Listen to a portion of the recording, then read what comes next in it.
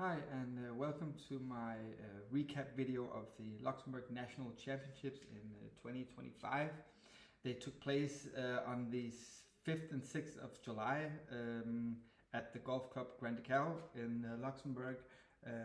The national championships, they are always played at different clubs, and this year, as mentioned, it was my home club Grand Ducal that hosted the tournament.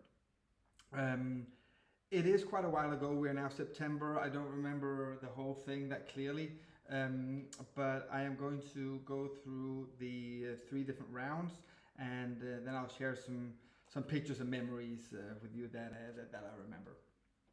So the first round here is in a tournament like this. I like to just try and play a round where I'm pretty cautious. I just want to make sure I don't shoot myself out the tournament, and that's pretty much what I did here. You see, I hit a lot of fairways, I hit a lot of greens, and there are also quite a fair amount of putts, but there isn't anything super crazy going on here.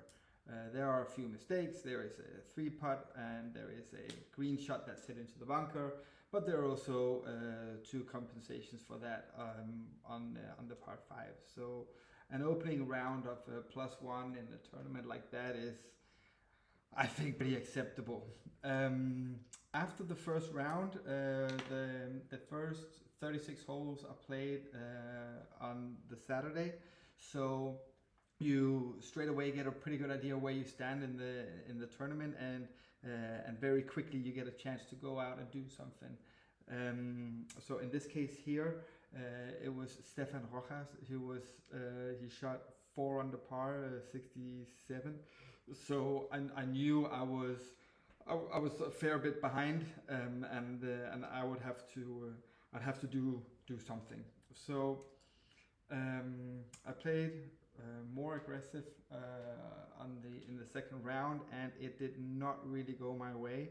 You can see here that I get on a bogey train here, and yeah, so at the Grand Ducal, the back 9 is where I tend to score a lot better.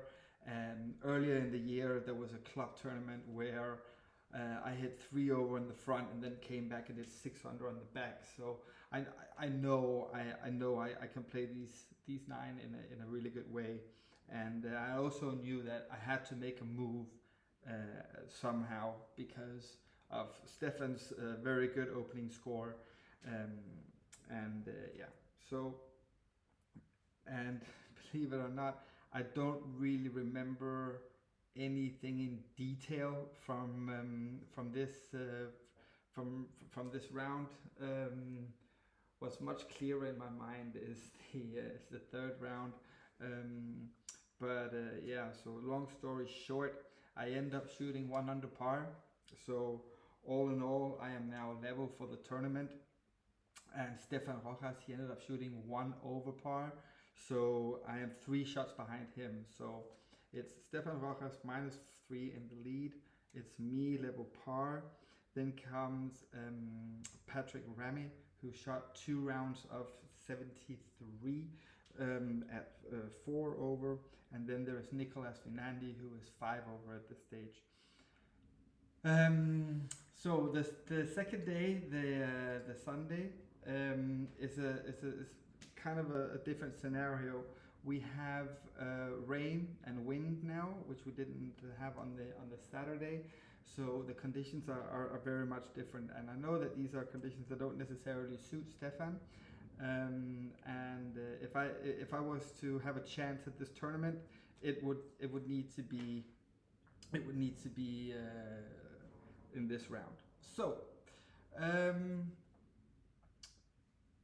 I don't want to go through every single hole, but some of the things that I really remember is, for example, on hole 1, I hit a terrible green shot off the fairway into the bunker short of the green, and it was a tough bunker shot because it was a tuck pin, and I put it to something like that, you know. So kind of setting a statement there straight away.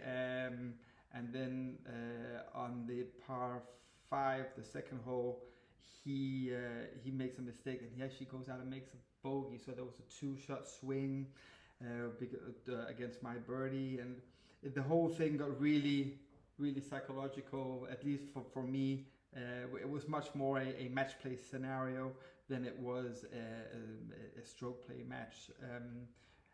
Or at least for my part, because I decided to play Stefan and not to play the course. So yeah, then a bit of confusion there, silly 3-putt and so on, and then I'm just kind of cruising along, and on 7, I remember coming up on 7th tee, where we are both. I mean, it's even, and Stefan hits a bad tee shot, and I hit a bad tee shot.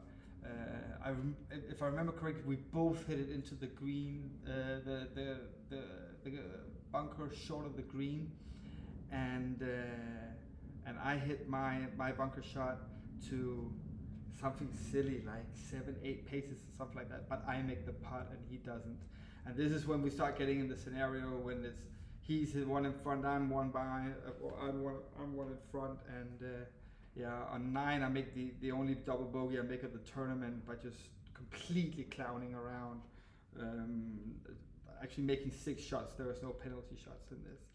So yeah, 10, I remember I stiff it, I hit it, I hit a wedgy thing from the middle of the fairway. On 12, I hole a really good 3-pace putt. 13, I make a mistake and I push my tee shot into the trees on the right, and I just chip it out. Yeah, and then I just cruise along. But I remember that we were even on 16, and I have just around 100 meters off the middle of the fairway. It's a downhill shot. The pin is on the very left, and I hit it to 3 paces right of the pin. It's probably one of the best shots I make in the tournament. The wind is up and the conditions are a little bit tough, and I go down and I make that putt. And to my very big surprise, he misses his easy par putt. So there's a 2-shot swing there. On 17, I just make a standard par, and he's close to making a birdie, I remember, but he doesn't make it. So that puts me 2 shots ahead on 18th tee.